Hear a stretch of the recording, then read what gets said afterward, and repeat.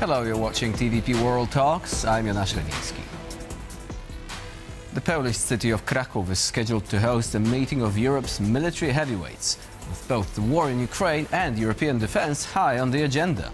Led by Poland's defense minister, the meeting will feature members of the so-called E5 format: Poland, France, Germany, Italy and the United Kingdom, and is taking place at a time of increasing concerns about Europe being kept out of the loop of the US-mediated Ukraine peace talks.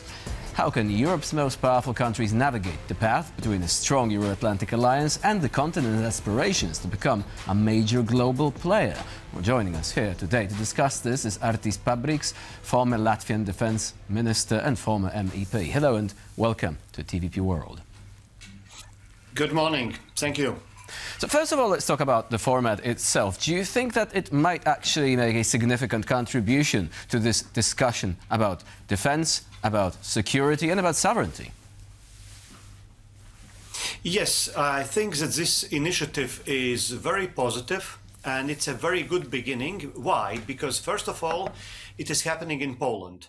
And Poland is currently a heavy supporter of Ukraine, and Poland is also very close to Ukraine, so where the war is going on. So that's an important aspect. Secondly, as far as I understand, in this meeting is invited also Kaja Kallas, which was ignored by Moscow, and even let's say worse, it was ignored also by meetings in Washington.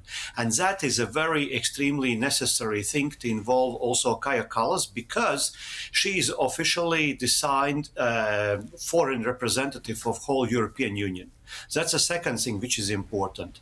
Thirdly, I very much would believe that Poland might work here as a connecting item with other, if I can say so, heavyweight countries around Baltic Sea, because we know that in December there was a meeting of regional countries in Finland, Baltic states, Sweden, Poland, which are basically bordering Russia, countries which have the same threat assessment, can act together and have been acting the most in support also of Ukraine. So in this case, I would say that if Europe wants and Europe needs to step up its role in so-called, and I stress here so-called peace negotiations, then such activities like now in Krakow and also regional military and political integration, which would involve also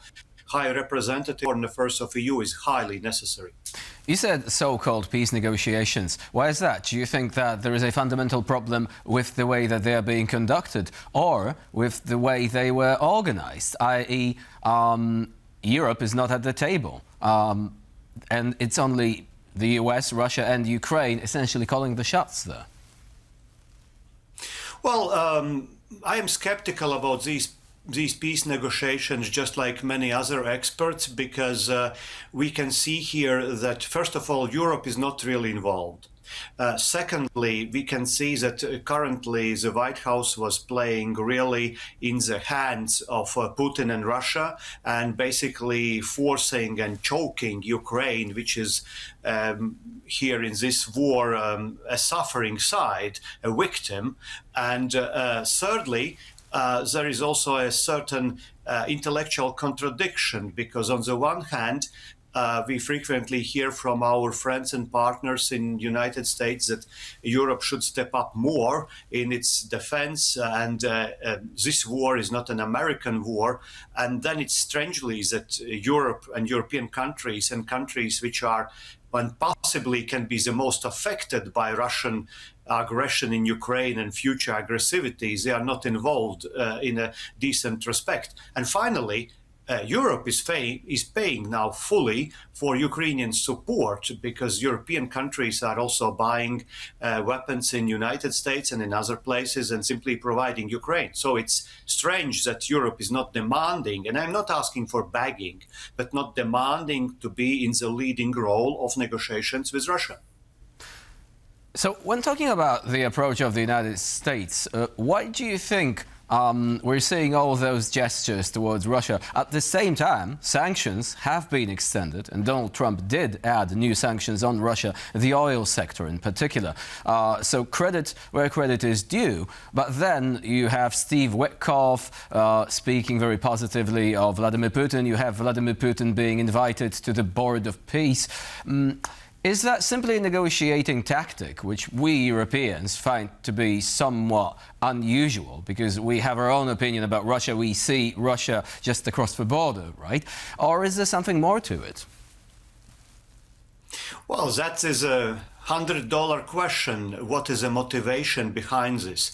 But the outcome is very clear. Currently, all these negotiations and language and all the expressions are also from speakers in the White House. They are basically on the one side, and that side is Russia. But by saying this, we also should admit that many European countries and European Union at large also were not doing their homework if they would be willing really to provide a lasting and just peace for Ukraine and also security for future of our own countries, because many European countries continue to buy Russian gas and oil. Many European countries are afraid to stop their ships, and this fleet which is carrying the oil. We see what happens in Paralympic Games and Olympic Games, that on the one hand there are arguments from also European officials in Olympic Games telling that these games should not involve anything about war, but at the same time they're promoting Russians. So it's not that we have been doing ourselves everything correctly, but definitely United States as the biggest, strongest player here, if United States would choose to support the victim and to aim at more lasting and more just negotiations, not just enforcing something on Kiev, I would say that we would be in much better position and we would feel much more secure, because many allies are watching how these negotiations are committed, and by attitude towards Ukraine, many allies and experts are also assuming and assessing that such attitude would come also towards us. Just let's remember Denmark and Greenland. Do you think that this is a structural problem, essentially that Europe used to rely on the assessment made by Western European countries, positioned further from Russia? Poland's Foreign Minister Radosław Sikorski recently said Europe must breathe with both lungs, saying that Central and Eastern Europe, the Nordic countries, must also have a say. Do you think that this perhaps will ultimately lead to a greater degree of awareness and recognition of what Russia really is, how much of a threat it constitutes today, and that because of this, Europe will be able to increase its, let's just say, enhance its position on the international stage? Because right now, it could be the case that the US is looking at all the countries saying, okay, so how are we going to talk to Europe as a whole if there is such a great disagreement between individual countries? Well, your question have many semi-questions included in it. Look, first of all, the relationship between so-called Eastern Europe and Western Europe.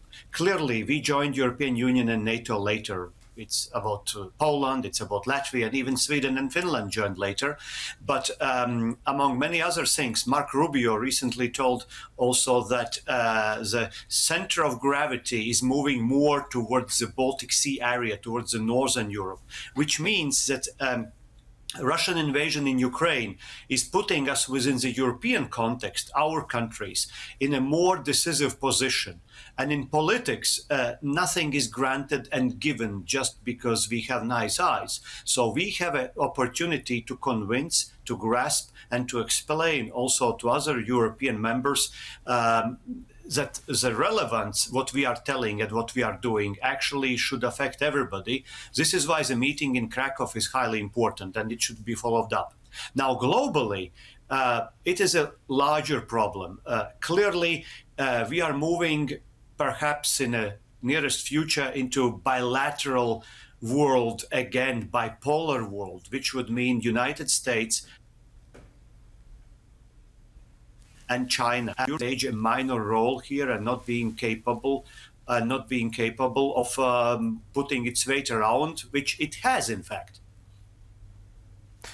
So now, what you're seeing today, the reaction of countries like Poland stepping out of the Ottawa Convention, so reintroducing the use of landmines, and all the measures being taken, do you think that this is the correct approach now, and that Western European countries should be paying closer attention to what is happening on the eastern flank? They should. They should, because I have a very personal relation to Ottawa Convention, because I was the foreign minister of Latvia when we signed Ottawa Convention. And during the last 3 years, I was the one who was very ardently arguing that we have to step out of Ottawa Convention because situation has changed.